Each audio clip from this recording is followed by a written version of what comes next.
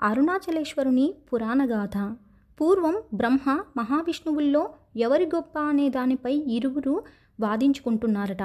సృష్టికర్త అయిన బ్రహ్మ, స్థితికారకుడైన విష్ణువు శివమాయకు వశం కావటం ఈ కలహానికి కారణమైనది. శివమాయామోహితులైన వీరిని మాయామేఘం కమ్మేసింది. దీంతో ఇరువురి మధ్య అహంకారం ప్రజ్వరిల్లి కలహానికి దారితీసిందట.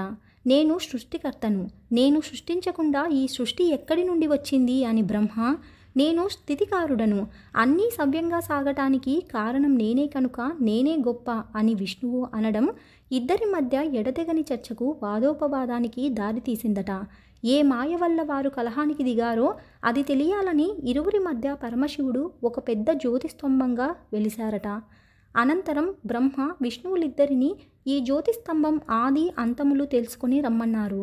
వరాహమూర్తి అయి శ్రీ మహావిష్ణువు జ్యోతిర్లింగం ఆదిని తెలుసుకోవటానికి భూమిని తవ్వుకుంటూ పాతాళలోకం దాటి వెళ్ళిపోగా, పైన ఉన్న కొన భాగాన్ని తెలుసుకోవటానికి హంసనెక్కి చతుర్ముఖ బ్రహ్మ ఊర్ధ్వముఖానికి వెళ్ళారు.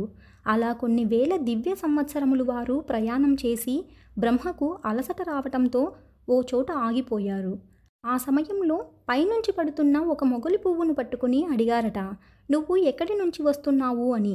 అప్పుడు మొగలి పువ్వు, నేను శివుడి తలపై నుంచి కింద పడుతున్నా అని సమాధానమిచ్చింది.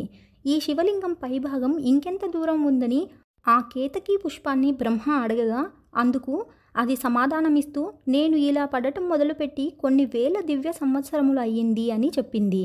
ఆద్యంతరహితమైన శివలింగాన్ని కనుక్కోలేక మొగలి పువ్వుతో బ్రహ్మ ఈ విధంగా అన్నారు, శివలింగం పైభాగం నుండి నేనే నిన్ను తీసుకొచ్చానని శివుడికి చెప్పాలి అనడంతో అందుకు ఆ కేతకీ పుష్పం అంగీకరించింది.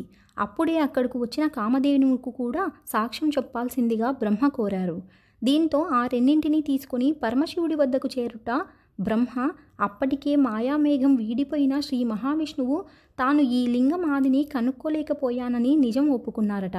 అయితే అగ్నిలింగం ఆరంభాన్ని తాను చూశానని, అందుకు మొగలి పువ్వు కామధేనువులే సాక్షి అని చెప్పారట బ్రహ్మ. మొగలి పువ్వు అవును అని సమాధానమివ్వగా, కామధేనువు తలతో అవునని, తోకతో కాదు అని సమాధానమిచ్చిందట. అందుకు ఆగ్రహించిన శివుడు, నువ్వు భూలోకంలో పూజాధికాలు లేకుండా ఉండుగాక అని బ్రహ్మను శపించిరి. అసత్యాన్ని పలికిన మొగలి పువ్వును పూజకు పనికిరావని, సగం నిజం సగం అబద్ధం చెప్పిన ఆవు ముఖానికి పూజ లేకుండా కేవలం పృష్ఠానికి మాత్రమే పూజలందుకుంటావని శపించారు. ఆనాడు అలా వెలసిన అగ్నిస్తంభాన్ని బ్రహ్మ ప్రార్థన చేసి, మా అహంకారం పోయింది, అసలు పరబ్రహ్మ స్వరూపమేదో ఆద్యంతములు లేనిదేదో తెలిసింది. అక్కడ ఇదే స్వరూపంతో వెలిసిన మీరు భూలోకంలో అజ్ఞానాన్ని పోగొట్టేందుకు అరుణాచలంలో అగ్నిలింగమన్న పేరుతో భక్తులను అనుగ్రహించాలి అని ప్రార్థన చేశారు.